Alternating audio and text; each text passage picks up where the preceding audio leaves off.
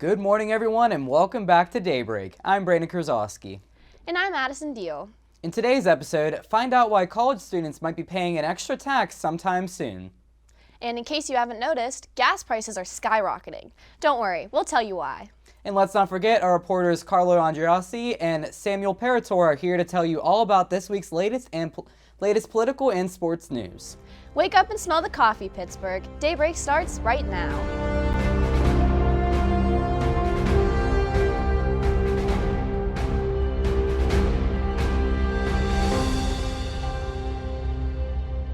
Welcome back. Here's your campus news, starting with your weekly weather update with Alexa Shawless. Thanks, Addison and Brandon. The weather certainly threw us a few curveballs last week, with snow showers following one of Pittsburgh's only sunny days so far this year. In the upcoming week, we'll be seeing more of Pittsburgh's signature back and forth. The low temperatures for the week range from the low 30s on Monday all the way to the high 40s on Friday. It seems like this week will start off a bit cooler and then gradually increase towards a fairly sunny weekend. It's also almost time to break out the tank tops and shorts, as you can expect a high of 70 degrees this upcoming Thursday. Luckily, there are no expectations, of precipitation this week. You'll be sure to see partly cloudy skies throughout, with an occasional overcast on our more chilly days. Keep an eye out for that sunshine, as it's something we've been waiting for during Pittsburgh's gray time of year. You know, that 70 degrees sure does look good. After all the snow we had this week, for sure. I mean, honestly, I just want it to be summer already. I miss the green. I'm tired of stepping in snow and all that. I mean, it's just, I want pool weather and the beach. I just can't wait. Absolutely. These temperatures that are coming up this week look absolutely wonderful and nice overall. So hopefully we can see more of this weather coming up here in the upcoming weeks. Well, you know, it's Pittsburgh, so one day it's going to be 70 and the next day it's going to be 14. So, you know, just get ready for it. That's just a tease. That's true. We can only hope here. But thanks for the updates, Alexa. Now let's dive into the news that matters most, starting with this week's campus news. If you haven't heard already, Schoology will be replaced by a new learning management website in the fall 2023 semester. Point Park officials have narrowed their choices down to two websites, Brightspace and Canvas, and they need your help deciding which one is the best. Testing for the websites will run from March 14th through March 26th. The test would approximately take 15 minutes per website. Prizes will be given to those who are willing to help decide the new website. Check your Point Park email for more details. Point Park students have the opportunity to attend the virtual College Television Summit to network and meet industry leaders, including Emmy winners, business executives, creatives, and more. Some of the guests include actors Kristen Chenoweth, Jane Krakowski, and more from HBO's Somebody Somewhere, The Morning Show, and The Chair. From March 23rd to the 25th, students will have the chance to listen to different panels, speakers, and groups. Students can sign up through a link in their emails. Plan on taking classes this summer or fall? The deadline to submit your FAFSA form for next school year is quickly approaching. Undergraduate students have until May 1st to complete the form. While it may seem like that is far away, there are always students who forget to fill out the form and can no longer qualify for the PA state grant. The FAFSA form can be completed at www.studentaid.gov. International students are not eligible. Monthly email reminders will be sent out to all students. The process takes about 10 minutes. So which do you prefer, Brightspace or Canvas? You know, I haven't gotten a chance yet to check it out, but have you checked it out yet? I've used Canvas before. I have not used Brightspace. I like Canvas, but I am mourning the loss of Schoology. My high school used Schoology. I use Schoology up here. I love Schoology, but unfortunately, looks like it's going to die. Yeah, you know, I thought it was going to be coming next semester, but it's kind of weird for me because in my senior year, in my last semester of my senior year, we'll be getting a new learning management, so after all these years of getting used to Schoology, it's just going to change on me, and then I'm never going to learn how to use it. But you know what? It's all right. It's all right. Coming up after the break, we have the scoop on a new proposed tax that will definitely impact us here at Point Park. And we'll share a story about a young girl making an impact in our community. And don't forget, our reporters Carlo Andreassi and Samuel Parator are ready to give you this week's political and sports news. Don't go anywhere, Daybreak. We'll be right back.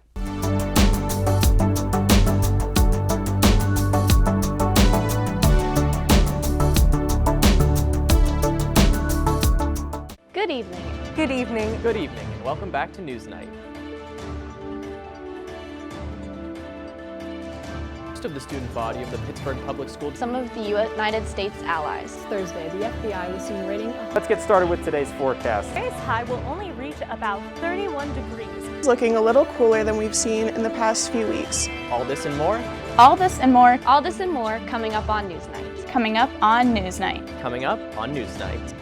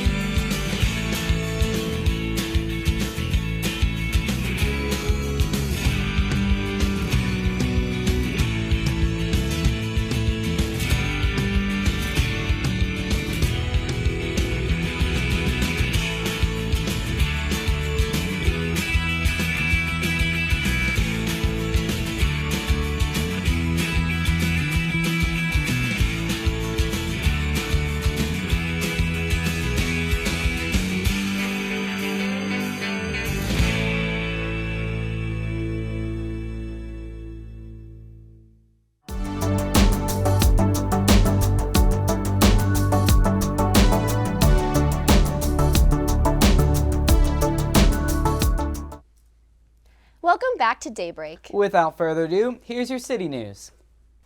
Gas in Pittsburgh has reached a new price high, breaking a 15-year-old record. Saturday, March 5th, reached an average of $4.06 a gallon, beating the past record of $4.05 in June in 2008. Sunday, the 6th, raised the prices yet again to $4.15 a gallon, but Monday, March 7th, topped them all with the whopping $4.21 a gallon average. The high pricing doesn't stop with Pittsburgh, with the Pennsylvania state average reaching $4.23 on Monday, topping the previous record of $4.07 made in July of 2008. AAA released these numbers earlier this week, stating the rising prices are due to the increase in demand for gas, but an oil supply reduction due to the current conflict between Ukraine and Russia, as well as the economy's recovery from the pandemic shutdown. Along with Pittsburgh, gas prices have raised drastically throughout the country and continue to shift as the economy continues to recover and the Ukrainian and Russian conflict continues. Pittsburgh students could be paying more college tuition next year. According to the Tribune Review, a 1% tax has been proposed by City Councilman Ricky Burgess. The tax would affect college tuition and medical facilities within the city. If the tax is approved by the City Council, it is estimated to raise $50 million yearly to fund city infrastructure. However, the bill has faced criticism from other council members. In a statement, City Controller Michael Lamb said, quote, "The bill itself is troublesome. The end result has to be a meaningful contribution from nonprofits, not from students and patients," end quote. Burgess defended his bill by saying, quote, "We are in an infrastructure crisis. Hospitals are great, but it does not help a person if they are on a bridge and it falls down. College education is wonderful, but it does not help a person if they're on a bridge and the bridge falls down," end quote. The new bill would be on the city's council standing committee agenda next week to be discussed. A public hearing would be held if the bill moves on to be passed. Fourth graders at Acmetonia Elementary School have started a venture making blankets for people in need in the Pittsburgh area. What started as a simple class project quickly turned into a regular class activity for Meredith Cooper's fourth grade classes. The school decides a social-emotional period theme for the month that gives the students resources and lessons to use throughout their lives. December's theme was gratitude. After Cooper had gotten the idea from the Hampton Township School District, her students utilized their math skills and teamwork to create a total of 15 blankets so far and plan to continue making more throughout the remainder of the school year. One of the principals, Jennifer Vecchio, supplies the material needed to make the blankets, and the kids are not told where the blankets go. 10-year-old student Sophia Bigler says, quote, "It's really fun. We get to help people and we get to do it with friends," end quote. That's really nice of those kids making the blankets for everyone. I'm sure it's a great way for all of them to bond and, help people out in the same way. Yeah, the biggest thing is they are helping people, and even the smallest gestures do help out. No, I agree. And it seems like they have a lot of fun with it. I saw some pictures, and they do it by tying like 2 different sections of fabric together. They turn out really cute. Oh, yeah, that's really cool. And I mean, again, it's helping people out, and that's the big thing. Plus, they're having fun, so, it's just a really cool thing for them to be doing. I definitely agree. Coming up after the break, we have this week's Ray of Sunshine. Well, PolitiSmack, your political news with reporter Carlo Andreassi. And we'll hear this week's Slice with the Ice with reporter Samuel Parator. Stay tuned, Daybreak. We'll be right back.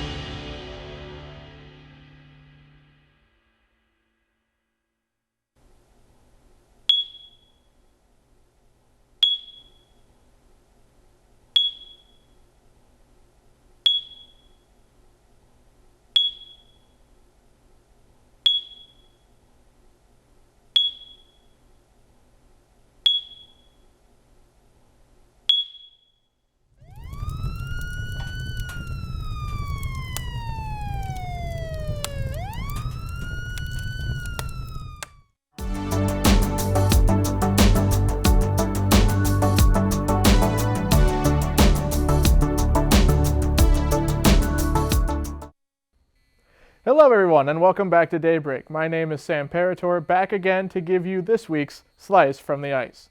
We have reached the month of March, which tends to be good news for fans of the Pittsburgh Penguins because the Pens tend to know how to get the job done during this month. Unfortunately, however, it has not been quite the case so far to start this March, as they sit at a record of 1-2 to kick off the month. They kicked off in dominating fashion as they played one of their best games of the year to this point and knocked off the reigning back-to-back Stanley Cup champion Tampa Bay Lightning 5-1. The next day, they put up a pretty good fight, but ended up losing to the Metropolitan Division-leading Carolina Hurricanes 3-2 in overtime, so at least they got 1 point for that one. After a couple of days, they headed home to battle against Atlantic Division-leading Florida Panthers and would fall 4-3 after an unfortunately poor performance. Now let's kind of take a look at the Metropolitan Division standings, and as always, they are pretty quote. Just a note here, all of these upcoming numbers are as of Wednesday, March 9th. The Hurricanes are pulling ahead a little bit as they sit at about 83 points, and the Penguins and Rangers are tied just below them at 77 points. And then below, just out of the top 3 of the division, sit the Washington Capitals at 72 points, but they are still holding on to that second Eastern Conference wildcard spot by a pretty good margin. These games continue to get more and more important as we start to near the end of the regular season and push to the playoffs. For the Pens, the next couple of games will look a little bit like this. We have a home game on Friday the 11th against the Vegas Golden Knights, staying at home for another battle against the Hurricanes on the 13th, and then traveling to Nashville to take on the Predators on the 15th. Hopefully we can get back in the groove and start to string some wins together and keep a hold of a playoff spot and maybe, just maybe, try to get that division lead back. That's all for me, and as always, let's go Pens. Now let's send it over to Carlo Andreassi for this week's PolitiSmack. Thanks, Sam. I'm Carlo Andreassi, and this is PolitiSmack. On Friday, March 4th, Biden reiterated a point he made during his State of the Union address earlier that week. The president is urging that at this time, we reopen the country and return to in-person work. Biden remarked from the White House that, quote, Because of the progress we've made fighting COVID, Americans can not only get back to work, but they can go to the office and safely fill our great downtown cities again. Most Americans can remove their masks, return to work, and move forward safely.